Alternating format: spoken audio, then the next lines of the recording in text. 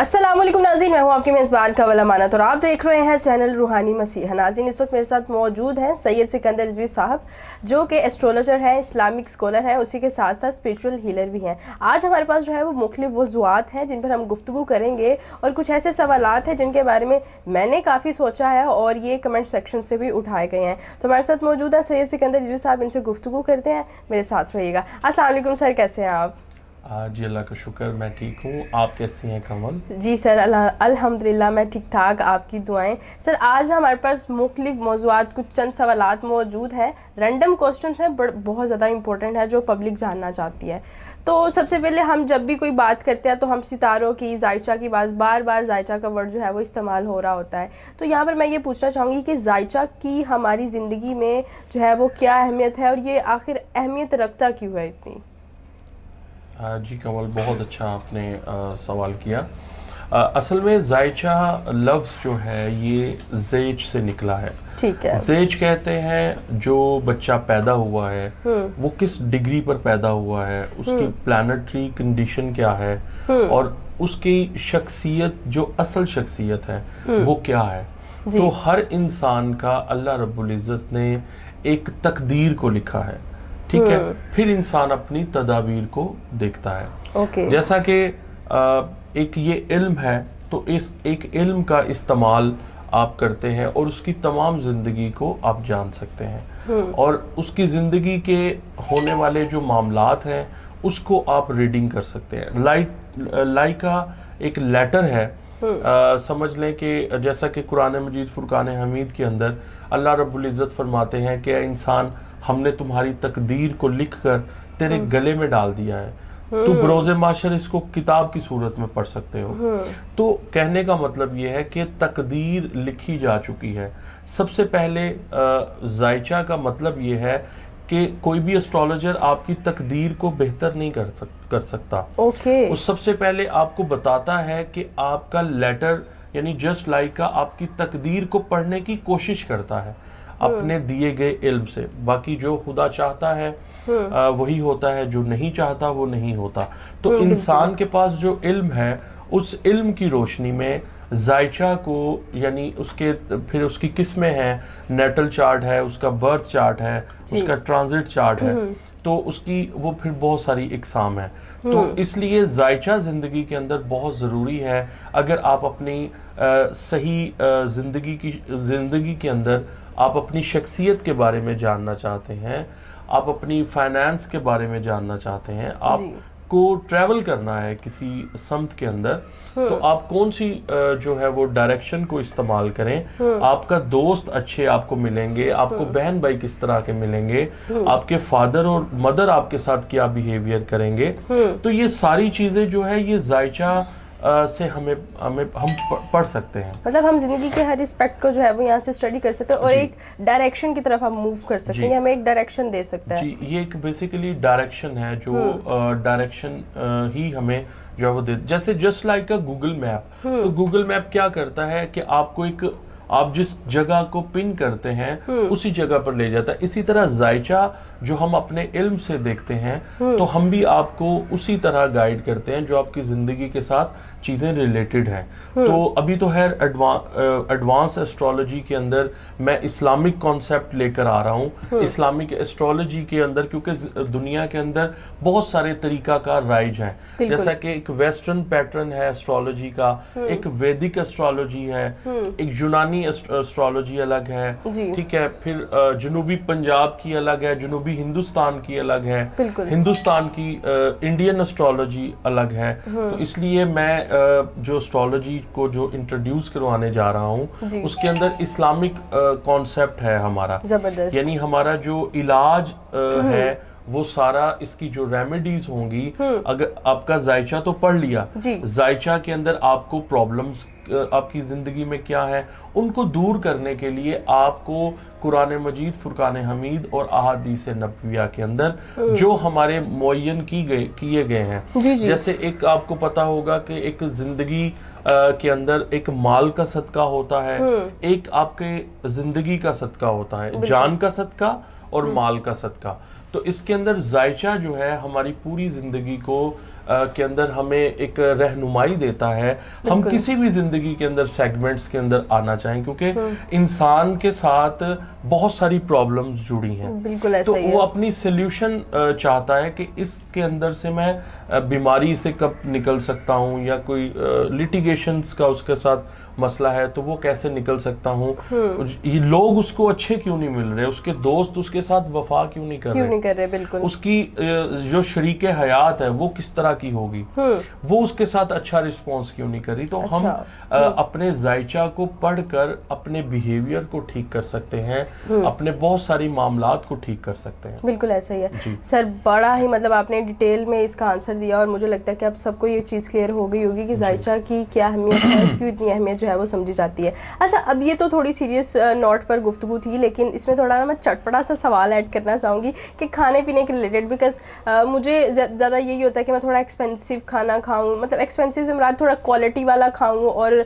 जो भी मैं टेक इन करूँ वो अच्छा हो, बेहतरीन क्वालिटी का हो। तो यहाँ पर सवाल ये है कि जी जो खाना है हमारा, अगर बुरूज में देखा जाए तो क्या खाने से भी मिजाज का पता चलता है, या मिजाज का खाने से कोई वास्ता है, या बुरूज में हम लोग ये देख सकते हैं, सितारों में देख सकते हैं।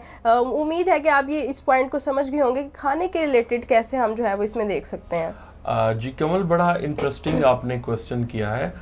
असल में देखिएगा कि हर जायचा के अंदर अल्लाह रब्बुल इज़्ज़त का यही मौजज़ा है कि उसने हर इंसान को दूसरे इंसान से बिल्कुल मुख्तलिफ जो है वो बनाया है। अब यहाँ पर वो मेल है, फीमेल है, बच्चा है, बूढ़ा है, तो आपके प्लैनेट बहुत हद तक आपके ऊपर एक कंट्रोल पावर रखते हैं। मसलन मैं आपको एक छोटी सी एक एक्सपेरिमेंट बताऊंगा। जैसे फॉर एग्जांपल सियारा शम्स जो है, मसलन जिसको हम सन बोलते हैं, जो जिसके रूलिंग प्लैनेट कर रहा होगा, जिसका हाकम सियारा जो है वो शम्स होगा, वो लोग जो हैं वो शाहाना किस्म के पके हुए उम्दा क्वालिटी के खाने, मसलन एक्सपेंसिव खानों को इस्तेमाल करेंगे, और वो चटपटा यानी टाइप जो है वो ज़्यादा जो है वो इस्तेमाल करेंगे। अब इसी तरह मैं अगर कमर की बात करूं तो जो जब भी रूलिंग प्लैनेट करेगा, जिसका जायचे के अंदर मून जो है उसके प्लैनेट के अंदर आएगा, मून की मैं आपको हैसियत बताने लगा हूं कि वो लोग क्या करेंगे, जो कमर का मिजाज है वो बेसिकली फीलिंग्स से बहुत ज्यादा लिबरेज है। यानी आप देखेंगे कि जो कमर जिनके जायचे में वो है, वो लोग क्या करेंगे, वो लोग ज़्यादा मीठे खाने यानी खट्टे, नमकीन और मीठे को दोनों को मिलाकर कंबाइन करके वो एक टेस्ट ऐसा बनाएंगे कि वो इस तरह का टेस्ट जो है वो पसंद करेंगे। अच्छा, ये तो वो बात होगी कि हम मेहंदियों पे देखते हैं कि बहुत सारे लोग जो है ना वो हमारे पास जो जर्दा होता है वो और साथ में नमकीन चावलों को मिक्स करके खा रहे होते हैं, तो हम किसको कह सकते हैं कि जी ये ना मून स्ट्रॉन्ग है रूल कर रहा है। इसका कमर का जो मिजाज है वो मैंने वो बताया। इसी तरह मरीख जो है, जो जिसको हम मार्स बोलते हैं, इनका मिजाज ये है कि ये बहुत ज्यादा तली हुई चीजें, मतलब क्रिस्पी चीजों को पसंद करेंगे, गर्मा गर्म चीजों को ज्यादा पसंद करेंगे, और थोड़ा यानी कॉफी हार्ड जो खाने हैं, थोड़े तेज मसाला जात जो है इनको पसंद है। अब मार्स जो है, जिनका प्लैनेट, जिसके जायचे के अंदर मार्स होगा, तो वो इस तरह का मिजाज रखेंगे। देखिए आपने जब सवाल किया तो मैं अब आपको प्लैनेट के हवाले से हाँ जी, मैं भी ये भी देख रही हूँ कि एक एक प्लैनेट के बारे में आप गाइड कर रहे हैं। इसी तरह जो मरकरी जिनके जायचा में होगा, वो लोग क्या होंगे, वो मिले जुले खाने यानी मिक्स, उनका कोई इतना खास टेस्ट नहीं होगा, और इनको थोड़े से पेट के मसाइल रहेंगे, थोड़ा इनका जो हाजमा होता है वो थोड़ा यानी इतना अच्छा नहीं होता, यानी न्यूट्रल होता है, यानी ये इनको जो भी मिले ये न्यूट्रल खा पी लेते हैं। इसी तरह जो जुपिटर से जुड़े हुए लोग हैं, यानी जो जिनका प्लैनेट जुपिटर है, सियारा मुश्तरी जो होगा, ऐसे लोग मीठे, यानी उनकी अगर खाने में मिठाई ना हो, कस्टर्ड, फिरनी, यानी इस तरह की कोई स्वीट डिश खाने के साथ ना हो, तो उनको खाने का मजा नहीं आता। इसी तरह जो वीनस है, जिसको सियारा ज़ोहरा बोलते हैं, इनका तेजाबी यानी खाने के ऊपर हुकूमत करता है। यानी ये जो प्लैनेट है ये चटपटा, तेज मसाला जात और जिस तरह यानी कबाब, निहारी, हलीम वगैरह, यानी ये बहुत ज़्यादा यानी जो मिक्स सब्जियां हैं या मिक्स फ्रूट्स हैं या मिक्स चीज़ों को बहुत ज़्यादा लाइक करते हैं। जबरदस्त। इसी तरह जो सैटर्न है वो खट्टे और कड़वे जायके के खानों पर हुकूमत करता है। तो सैटर्न एक अलग जो है वो अपना एक टेस्ट रखता है। इसी तरह जो वीनस है वो अलग रखता है, जो जुपिटर है वो अलग रखता है। इसी तरह जो मरकरी है और मार्स है, और मैंने आपको कमर के बारे में बताया, यानी मून, जो जिनका मून साइन जो है फर्स्ट हाउस में हो। तो देखना ये है कि ये कौन से सियारे के अंदर उसका जब तक जायचे को पढ़ा नहीं जाएगा या जायचे को रीड नहीं किया जाएगा तो उसके मिजाज, खाने पीने का आप देख सकते हैं। यानी आप देख रहे हैं कि जायचा के अंदर इंसान के खाने पीने का जो स्टाइल है वो भी पढ़ा जा सकता है। मतलब each and everything, every aspect of life, जिंदगी का हर पहलू जो है वो पढ़ा जा सकता है। जबरदस्त हो गया। अच्छा, हमने ना जो इसमें मेहंदी की बात भी हो गई, और उसके अलावा जब आपने कहा कि जी शरीके हयात का भी पता चल जाता है, तो जब आपने शरीके हयात का वर्ड ऐड किया ना, तो मुझे फिर एक सवाल पॉप इन किया कि जी आजकल जो बच्चे और बच्चियों की शादियों में ताख़ीर हो जाती है, पेरेंट्स थोड़े परेशान हैं, इनकी सही जगह पर, अच्छी जगह पर अच्छे से शादी हो जाए, तो महंगाई का इतना दौर है, तो कहीं ना कहीं बहुत सारे वालिदैन अपने बच्चों की शादियों को लेकर बड़े परेशान हैं। तो आप उसके लिए क्या जो है वो रेमेडी सुजेस्ट करना चाहेंगे देखने वाले व्यूअर्स को? जी कमल, बहुत अच्छा सवाल आपने किया। असल में होता ये है कि बहुत सारे मेरे पास लोग आते हैं कि रिजवी साहब, हमने अपने बच्ची की जायचा बनवाना है, बेटे का जायचा बनवाना है, तो इनकी कंपैटिबिलिटीज इश्यूज बहुत ज्यादा आ रहे हैं। यानी इनकी लाइफ में कोई अच्छा जो है वो रिश्ता नहीं आ रहा, इनकी लाइफ के अंदर हमें बहुत ज़्यादा जो है वो प्रॉब्लम्स नज़र आ रही है। यानी अगर एंगेजमेंट की है तो बार बार टूट रही है, अगर उसकी शादी खुदा न खास्ता उसको तलाक हो रही है बार बार। तो जब तक हम उसके जायचे को पढ़ने के बाद, तो यानी बहुत सारे रिश्ते खराब हो जाते हैं। तो मैं यही सजेस्ट करूंगा कि आप उनका रिश्ता जोड़ने से पहले, जहां पर इतना आप अरेंजमेंट कर रही हैं, इतने ज्यादा आप अपने बच्चे और बच्ची को लेकर प्रॉब्लम में हैं, तो आपका उसका लाइफ के अंदर एक अच्छा कंपैटिबिलिटी चार्ट जरूर बनवाएं, जरूर, ताकि उसकी जिंदगी के जो बहुत सारे मसाइल हैं वो एक अच्छा एस्ट्रोलॉजर आपको उसकी रेमेडीज भी देगा और उसके सॉल्यूशंस भी आपको बताएगा। मसलन अगर कवारे जो बच्चियां हैं, जो इनकी शादी के अंदर ताख़ीर हो रही है, बच्चियों को चाहिए कि सूरह नूर कि अगर 40 रोज तक वो अपनी जो है वो जिंदगी के अंदर, यानी 40 दिन मुकम्मल करने हैं। कुछ ऐसे अयाम मखसूसा होते हैं कि जिसके अंदर इबादत या वजीफा नहीं किया जा सकता, तो उन डेज को छोड़कर वो 40 दिन को पूरा कर सकती हैं। सूरह नूर की अगर तलावत करें बावुजू होकर, और जो और भी कोई इस्तग़फ़ार का विर्द आप कसरत से कर सकते हैं, दरूद शरीफ को आप पढ़ सकते हैं, तो इंशाल्लाह ऐसे बच्ची का जो जिसके रिश्ता सही नहीं मिल रहा, आप उसको सूरह नूर अगर पढ़ने को 40 दिन वो पढ़ ले, तो अल्हम्दुलिल्लाह अल्हम्दुलिल्लाह 40 दिन के अंदर उसका बेहतर और मुनासिब रिश्ता हो सकता है।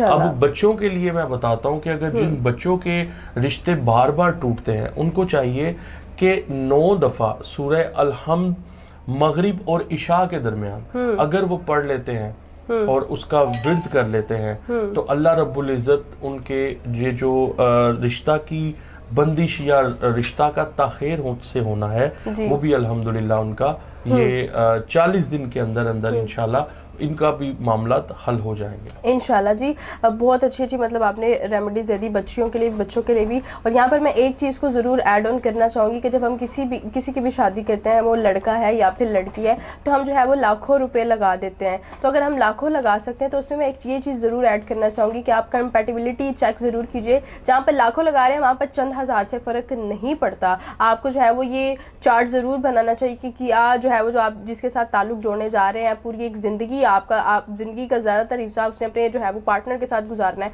तो एक दफ़ा उसका चार्ट ज़रूर बनवाएं। और वो जो है वो सर से ज़्यादा अच्छा कौन आपको जो है वो गाइड कर सकता है। हम यहाँ पर आपके जो है बिल्कुल एक अच्छा जायचा बनवाने के लिए पूछे ना। अच्छा सर, यहाँ पर यह है कि बहुत सारे लोग, अब यहाँ पर शादियों की बात शुरू हो गई तो बड़े सारे मसाइल हमें नज़र आ रहे हैं, तो चार्ट ज़रूरी भी है। तो अब कौन कौन सी चीज़ें रिक्वायर्ड होती है जायचा बनवाने के लिए, कंपैटिबिलिटी चेक करने के लिए?